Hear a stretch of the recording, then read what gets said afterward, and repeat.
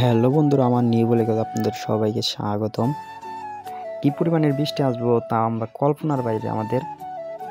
আমার সাথে আছে এখন আনিসুর ভাই দেখতেছে কি পরিমাণের সাজ দিচ্ছে, অন্ধকার হয়ে আসতেছে, অনেক বৃষ্টি হবে আজ। আমরা এই পাঁচতলার উপরে কাজ করতেছি, তারপরেও মনে করেন এই ফিলটা নিতেছি। আপনারা নেবেন না, এটা কি হয়? আপনারাও ফিল নিতে থাকেন। ধন্যবাদ।